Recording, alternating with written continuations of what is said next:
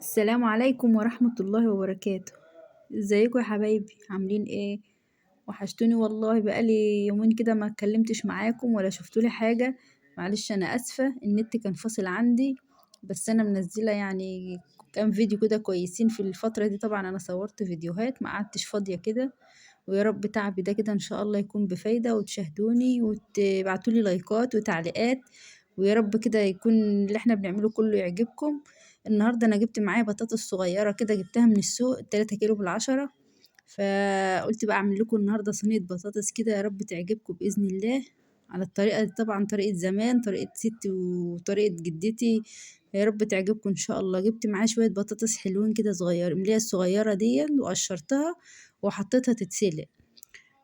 وجبت معايا النهاردة طماطم، انا فرمتها في الخلاط حوالي نص كيلو طماطم او كيلو الا ربع، حسب طبعا كل واحد الكمية اللي هو هيعملها. فانا سبت البطاطس كده تتسلق، وقطعت قرن فلفل على قرن شطة حامي كده، ونزلت بيهم في الزيت، اديلهم تشويحة كده. انا كده معايا حوالي 3 فصوص توم او 4، دقهم في الهون او هرساهم زي ما انتوا، زي ما كل واحد بقى بطريقته. عامة انا دقيتهم في الهون زي ما انتوا شايفينه، واشوح كده الفلفل والشطة كده في الزيت شوية ياخدوا لون معايا. اللهم صل على محمد. بسم الله الرحمن الرحيم.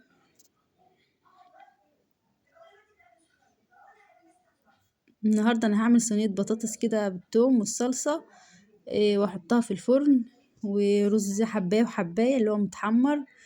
وان شاء الله يعجبكم بإذن الله، وجربوه ودوقوه وقولوا لي رأيكم في الطريقة دي ايه. دلوقتي انا بشوح الفلفل زي ما انتم شايفين كده.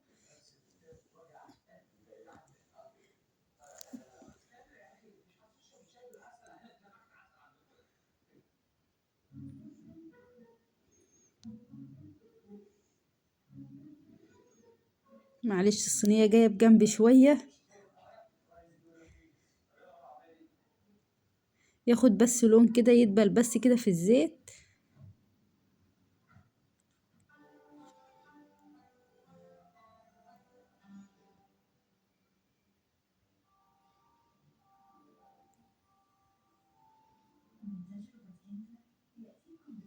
كده يعتبر بدأ ياخد اللون معايا اهو.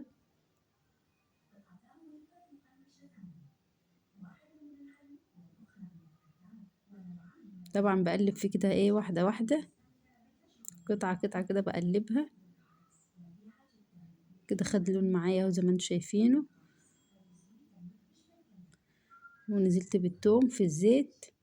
طبعا هاخد الفلفل ده كده على جنب شوية، عشان الثوم يبتدي يتحمر معايا في الزيت زي ما انتم شايفين كده.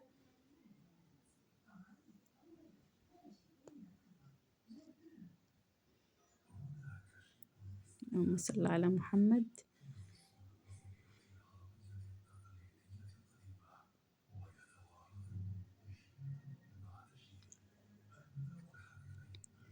يا رب تجربوا كل الوصفات اللي بعملها دي وتعجبكم. إيه، انا عارفة انها وصفات على قد الايد كده وحاجة كده يعني، على قد الايد، بس الحمد لله على كل حال. انا بعمل اللي بقدر عليه، ويا رب يعجبكم. إيه، انا لو في امكانياتي واستطعت ان انا اعمل لكم كل حاجة حلوة واحسن من كده، بس الحمد لله ربنا يديمها نعمة. كل واحد بيعمل اللي في استطاعته واللي على قده، والبركة من عند ربنا الحمد لله. وربنا يديمها علينا نعمة ان شاء الله. انا كده هنزل بالطماطم بدهوت زي ما انتم شايفين على التوم، وربنا يحلي الزاد طبعا. يعني لو لقمة عيش وملح، يا رب الحمد لله، الصحة والستر أهم من كل شيء. وربنا بيحلي الزاد لكل إنسان، أهم حاجة الرضا بالمقسوم، والحمد لله على كل حال. فكده أنا قلبت الطماطم زي ما انتم شايفين. هنزل بقى كده بشوية كمون حلوين كده،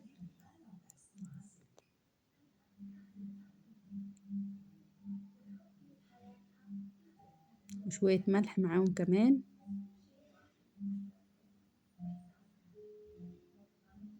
طبعا مش هنزل بملح كتير، لان انا حاطه ملح في البطاطس وهي بتتسلق. اديلهم بقى تقليبه كده، واسيبهم بقى يغلوا كده مع بعض.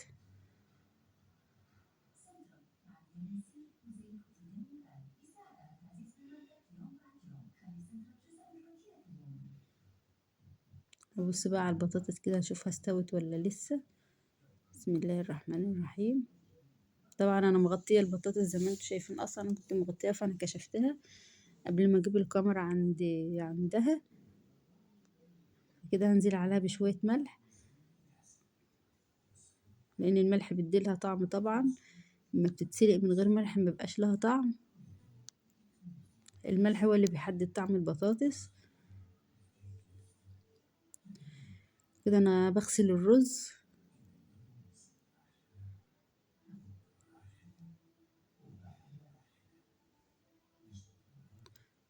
عشان ابدا بقى ايه اعمل الرز المتحمر اللي انتوا هتشوفوه دلوقتي معايا.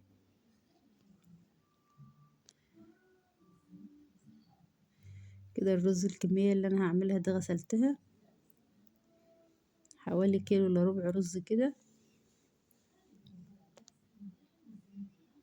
هنزل بقى بمعلقه سمنه في الحله اللي انا هعمل فيها الرز، وطبعا معلقه زيت، معلقه سمنه.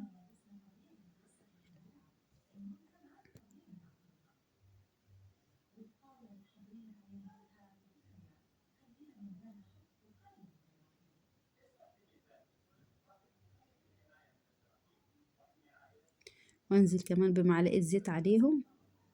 الزيت على فكره اللي بيخلي الرز شكله حلو بيلمع وبيديله طعم حلو برضو. السمنة بس في الرز ما بتبقاش حلوة، فانا بفضل ان انا احط معلقة زيت وهي السمنة يسخنوا كده معايا شوية، وبعدين انزل بالرز. دلوقتي انا ديني بديها تقليبة كده للصلصة بتاعتي كده زي ما انتم شايفينها. اقلبها.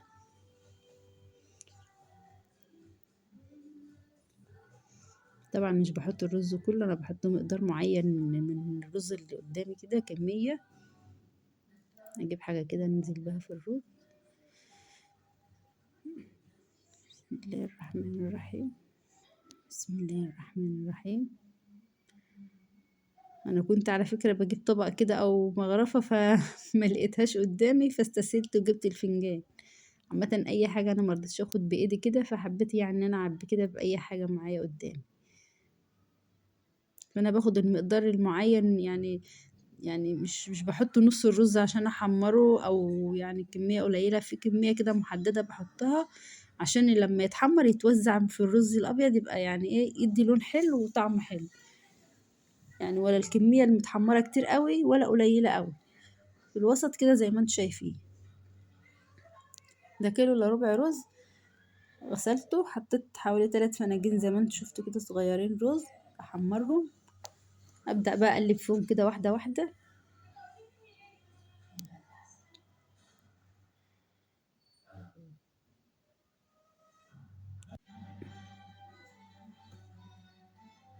اقلب الصلصه كده، طبعا كل شويه بقلب فيها عشان ما تتلسعش من النار. الريحه مش عايزه اقول لكم الريحه طالعه يعني عامله ايه، قلب الدنيا والله. كده البطاطس اهي استوت، ما خدتش وقت في السليق طبعا. في ناس بتغسلها وبتسلقها بحالها كده ويعني ايه بتنغزها كده بالسكينه كده وتقوم ايه سلقاها بحالها. فانا بفضل ان انا اقشرها واسلقها، بتبقى طعمها احلى وبتبقى مرمله في السليق عن ما بتتسلق بقشرها. فانا بفضل ان انا اقشرها الاول وما بتاخدش وقت في السليق. ودلوقتي الرز بدأ ياخد لون معايا اهوت زي ما انتم شايفين. ان انا النهارده اصلا كنت على السطح، طبعا الفيديو السطح دوت انا منزلاه هنزله واوريهولكم. كان عندي النهارده نظافه كده للسطح وغسيل قمح الغله. فانا صورت لكم على فكره الفيديو ده برضو هنزله عشان تشوفوه. ده اليوم العادي بتاعنا او اليوم الاساسي او الروتين عندنا. شغل الفلاحين هنا طبعا بيبقى شغلنا كتير، فكل يوم هنلاقي شغلنا من جديد. فكل حاجة أنا هصورها لكم، وده اليوم الطبيعي عندي وحياتنا الطبيعية. فدي يعتبر يومياتنا، فأنا هوريها لكم دايما على طول إن شاء الله. أنزل بقى إيه بحوالي ربع معلقة فلفل أسود كده ومع الرز كده وهو بيتحمر كده زي ما انتم شايفين. الله على الريحة، بدي ريحة جميلة قوي وبدي طعم حلو. بسم الله ما شاء الله، اللهم صل على النبي. شايفين لون الرز دهب. بسم الله ما شاء الله. على فكرة التمييز في الرز كده في لونه، يعني بيبقى لون محدد كده، في ناس بتخليه غامق عن كده، دايما بشوف في اللون أغمق من كده، وساعات بلاقيه أفتح من كده، فاتح قوي، ما بيبقاش باين في الرز الأبيض. ففي درجة كده معينة كده في تحمير الرز المتحمر دوت، الدرجة دي دايما بتبقى ثابتة عندي. يعني انتوا دايما هتلاحظوها، يعني لما اعملهولكوا دايما بعد وصفات الأكل هتلاقوا اللون ده كده دايما هو يعني موحد كده. اللون دوت بيدي طعم حلو قوي قوي قوي قوي، وبيدي ريحة جميلة قوي في الرز ده، في الرز ده بالذات يعني. فيا رب يعجبكم، وتقدروا تعرفوا درجة اللون بتاعة الرز. انتوا هتعرفوها لما تشوفوها كده. شايفين بسم الله ما شاء الله، ولا حباية مثلا محروقة، ولا حباية واخدة لون غير التانية، كلها لون واحد. هنزل بقى بمية مغلية كده عليه. طبعا انا بفضل اغلي المية الاول، حتى انتوا تلاحظوها انا على طول بنزل بالمية مغلية فوق الرز. اول حاجة ما بيعجنش، بيخليه مفلفل، وبعدين بيستوي بسرعة، يعني ما بياخدش وقت في السوى، غير لما بتنزلي بمية باردة بياخد وقت على ما بيجي يستوي، بيكون يعني عمل نشا، احنا بنقول عليه نشا كده، يعني عمل نشا في المية، فبص يبدأ يلزق الرزية، تلزق في التانية، فما بيبقاش حلو. فدايما بغلي المية الأول وبعدين بنزل بقى زي ما انتوا شايفين. فالموجود عنده كاتل بيغلي فيه، مفيش في مثلا في حلة ستانلس صغيرة كده عندك أو كزرولة كده، وتغليها وبعدين تنزلي بقى على الرز. طبعا أنا حطيت معلقة ملح زي ما انتوا شايفين كده، واديته تقليبة، وزي ما قلت لكم اعدوا الرز دايما بيجي عند حرف المعلقة كده، ما بيزيدش عن كده. كده بقى انا خلصت الرز بتاعنا زي ما انتم شايفين كده. نغطي عليه واسيبه بقى يستوي براحته. كده الزيت سخن عندي، هنزل بقى بالبطاطس كده فيه. طبعا صفيت المية من البطاطس، هنزل بقى كده احمرها.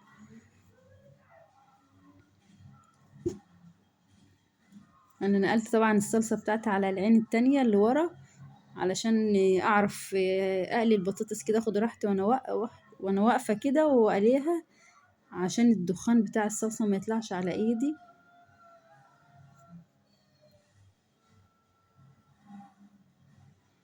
طبعا انا بصور بايد وشغالة بايد واحدة، فاعذروني بقى معلش، يعني التصوير عمال يروح ويجي كده غصب عني، بس ان شاء الله هيعجبكم. طبعا الفراخ انتوا عارفين اسعار الفراخ، انا مش عايزة اقول لكم اسعار اللحمة واسعار السمك، يعني زي ما يكون اتفاقية لحوم يعني مع بعضها كده.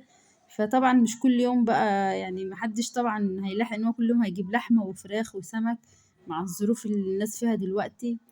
فاحنا دلوقتي بنعمل وصفات اكل باقل التكاليف وبطرق يعني حلوة قوي مشهية زي ما انتم شايفين، وبرضو حاجة كده يعني تفتح نفس الولاد. شوية الأطباق دول بقى أنا كنت غسلتهم كده وركنتهم على جنب، قلت على ما أعمل الرز عشان ما كانش ياخد لون غامق زي ما انتوا شفتوه. هشطفهم بقى، يعني بحب كده وانا شغالة كده ايه، مخليش حاجة في المطبخ عندي زي ما انتوا شايفين، اول باول كده اشطف مواعيني وحاجتي كده.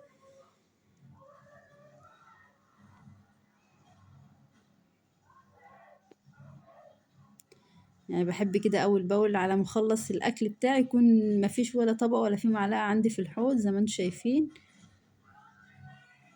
ولا اكني طبخت ولا اكني عملت حاجة.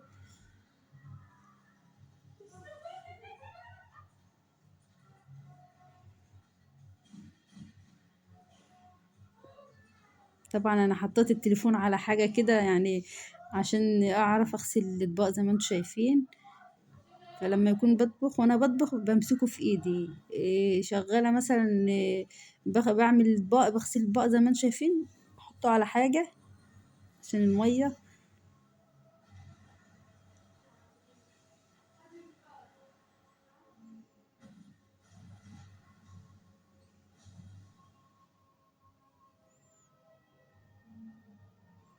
طبعا عندي كمية كوبايات، كل الكوبايات دي اغلبيتها ولادي يشربوا، كل واحدة بتشرب في كوباية، تشرب في كوباية وتحطها لي في الحوض زي ما انتم شايفين، تشرب في كوباية وتحطها في الحوض.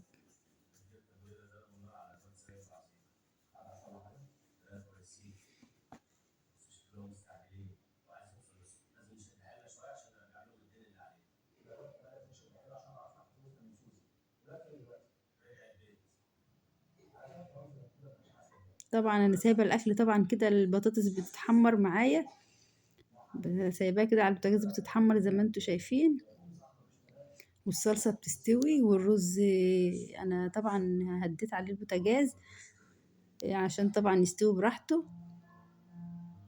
فكل حاجة كده بتاخد وقت سواها على البوتاجاز، وانا بقى بشطف الحاجة قدام منكم زي ما انتم شايفين كده، عشان ما اضيعش وقت برضو، على ما اخلص يكون كده ما عنديش حاجة في الحوض.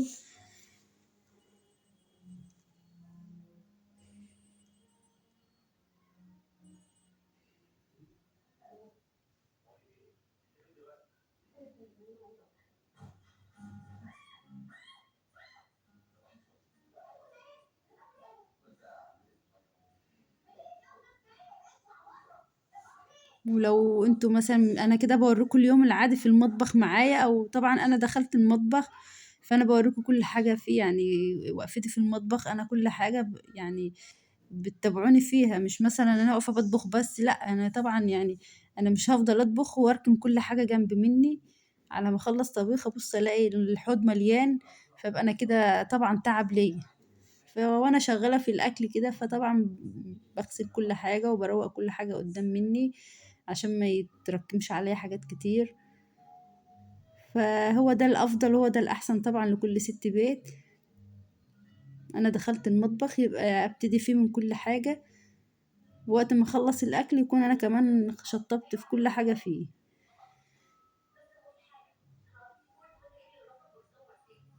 الحمد لله كده ما عادش حاجة، الحوض بتاعي كده نضيف زي ما انتم شايفين.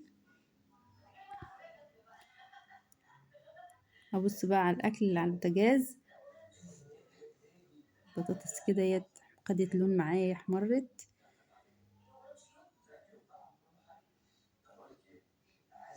بسم الله ما شاء الله، اللهم صل على النبي.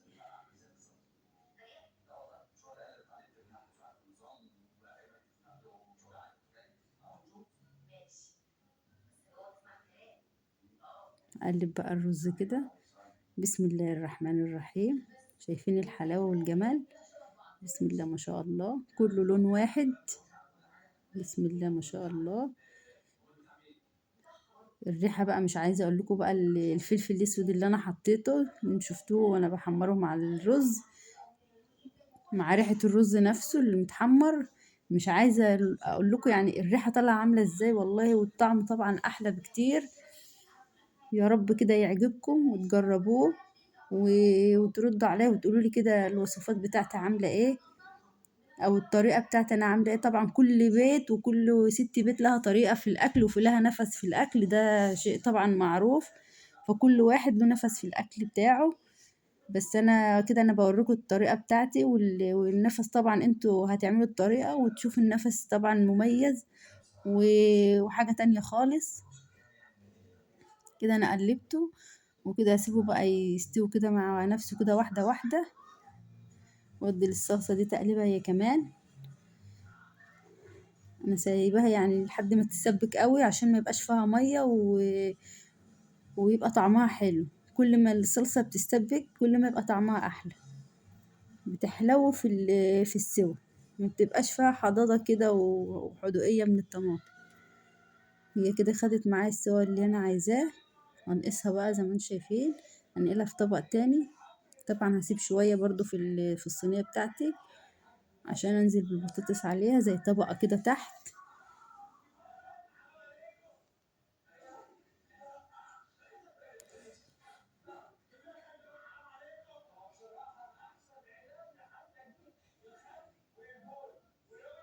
كده البطاطس احمرت اهي، خدت لون زي ما انتم شايفين. انزل بقى في الصلصة كده، اللهم صل على النبي، بسم الله ما شاء الله.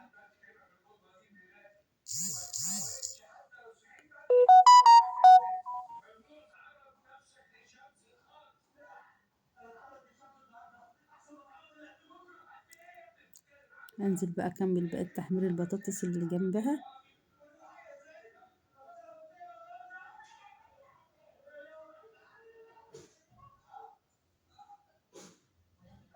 انا بسلقها زي ما انتم شايفين كده بحالها.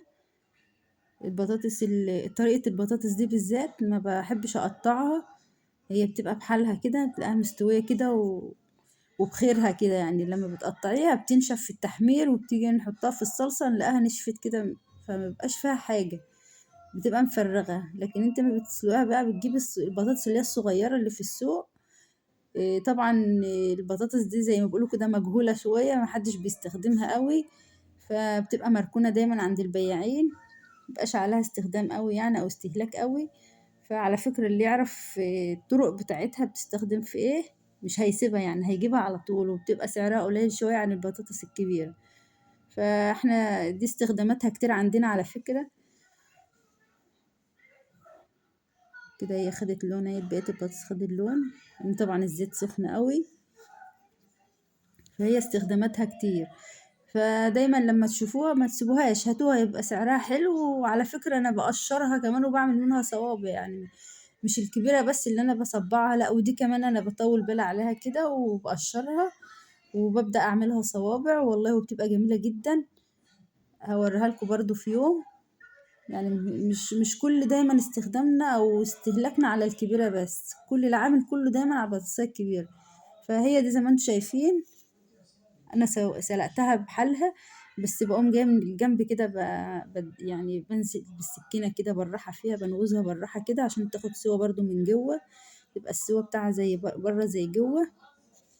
طبعا دي بقت البطاطس اللي عندي. البطاطس ديت انا مش هحطها في الصلصه، انا قطعتها مكعبات صغيره كده، لان انا عندي في بيفضل المتحمره وفي بيحب اللي انت شفتها بصلصه دي، فانا بعمل دي وبعمل دي. كده انا خلصت البطاطس اللي هي تتحط في الصينيه زي ما انتم شايفين. هرصها بقى كده جنب بعضها، وبعدين انزل عليها بقى بالصلصه، بقيت الصلصه اللي انا شايلاها على جنب اوزعها عليها كده. بسم الله الرحمن الرحيم.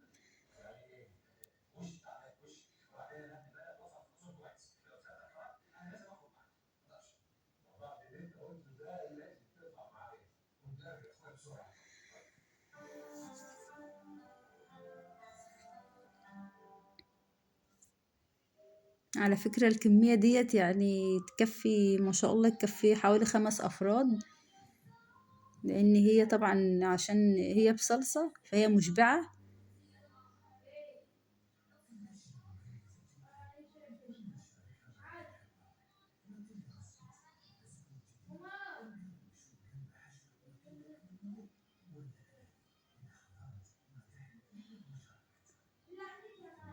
يا رب تعجبكم إن شاء الله بإذن الله. يا رب كل حاجة بعملها تعجبكم، يا رب كل الطرق والوصفات اللي أنا بعملها تعجبكم إن شاء الله. فيا رب كده.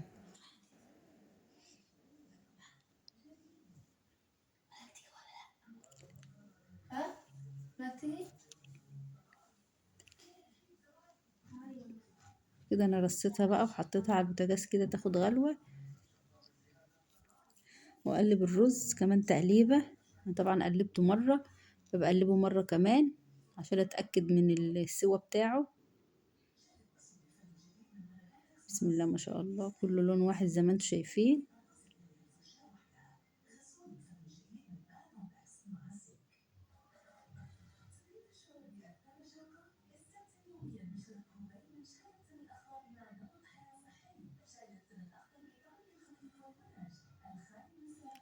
الرز مفلفل زي ما انتم شايفينه معايا اهوت، مفيش فيه كلمة ما شاء الله. بصوا، جربوه بالشوكة كده، كل حباية بتبعد عن التانية، مفلفل ومفيش فيه أي ملاحظة، يعني بسم الله ما شاء الله. الرز عامل ازاي؟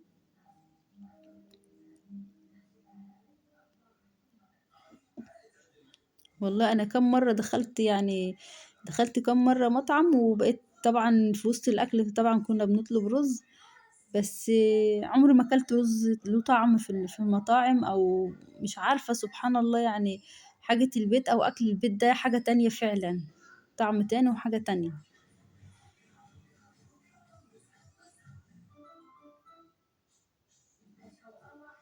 طبعا انا بهدي البوتاجاز كده، انا موطيه كده بهدي البوتاجاز، فانت زمانكم بتقولوا طبعا الكاميرا بتروح فين وتيجي كده.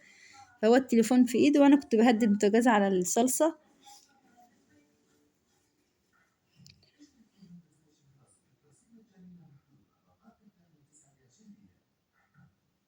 كده بقى البطاطس احمرت معايا، بتحمر لسه.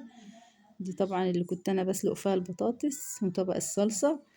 انا زي ما قلت لكم بقى كده، ما بحبش اخلي حاجة في المطبخ على ما بخلص اكل او اخلص الطبيخ بتاعي. بكون برضو مشطبة كل حاجة في المطبخ، مفيش معلقة مفيش طبق، كل حاجة عندي نضيفة كده، بنقعد ناكل وكل حاجة نضيفة عندي. وده احسن حاجة، لان لما بتراكم يعني اطباق كتير في المطبخ، بتبقي حاملة همها شايلة همها، بتبقي تاكلي ولسه هقوم اشطب المطبخ. فهو الاحسن يعني ان انتوا تعملوا كده الطريقة دي.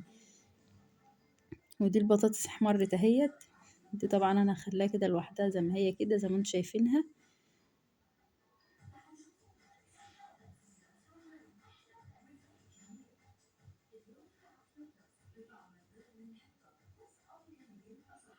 طبعا البطاطس ديت انا حاطه لها ملح وهي بتتسلق، هي مش هتحتاج ملح اصلا عليها، عشان البطاطس بالذات ما بتحبش يبقى ملحها كتير، بتبوخ طعمها.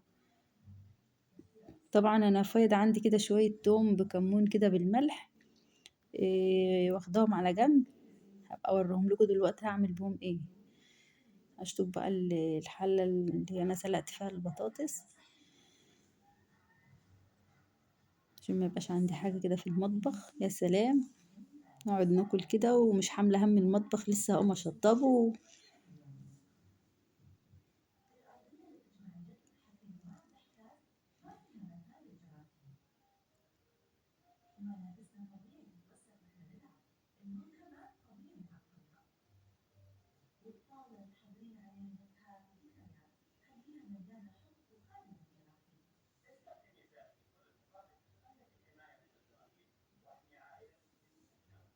دايما كده بشطبه اول باول، يعني الحمد لله دايما. إيه علشان كده دايما يعني المطبخ عندي يعني مش مفيش فيه كركبه كتير، ولا مثلا يعني طبق مرمي هنا او مركون هنا او محطوط.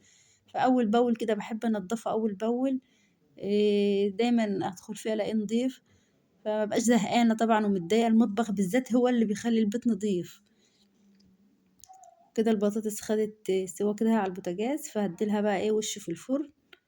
بس انا مش هسيبها كتير، هي بس تاخد طعم الفرن كده عشان ما تنشفش. وكده البطاطس انا طلعتها زي ما انتم شايفين. بسم الله ما شاء الله. يا رب تعجبكم. ودي اللي انا سبتها متحمره، وطبعا كان عندي توم بكمون زي ما انا قلت لكم كده بشويه ملح، خدتهم كده في الطبق كده على جنب كده.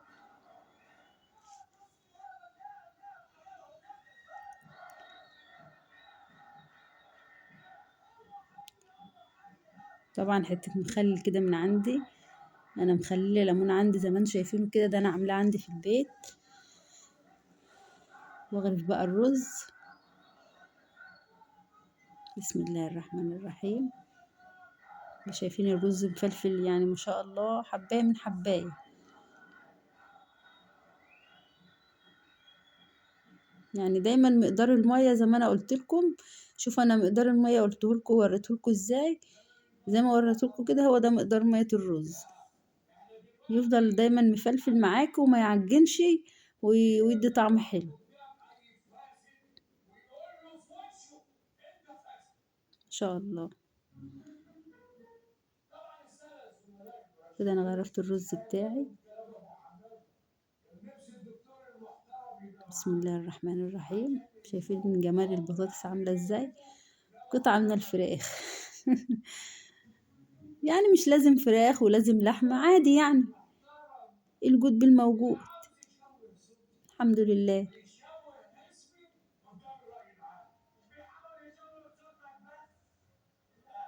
بسم الله الرحمن الرحيم. هدوقها لكم بقى. انا كده هدوقها اهوت، يعني انا هاكل عشان ان انتوا بصوا بقى حتة صلصة كده على بطاطس كده زي ما انتم شايفين، ودوقوها بقى كده وبألف هنا وشفا. جربوها ويا رب تعجبكم. بجد انا مش عايزة اقول لكم. طعمها جامد والله بجد. دي بقى اللي هي المتحمرة السادة زي ما انتم شايفين، هغمسها كده في التوم زي ما انتم شايفينها كده، زي الصوص كده شايفين. بيديلها طعم، يعني مش عايزة اقول لكم جربوها، طعمها يعني جامد جدا. امم طعمها جامد، ومش عايزة اقول لكم والله على حلاوة الاكل وطعمته.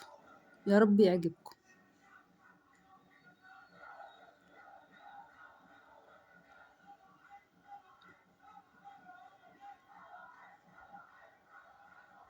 يعني بطاطس بكل انواعها وكل تفاصيلها. بسم الله ما شاء الله.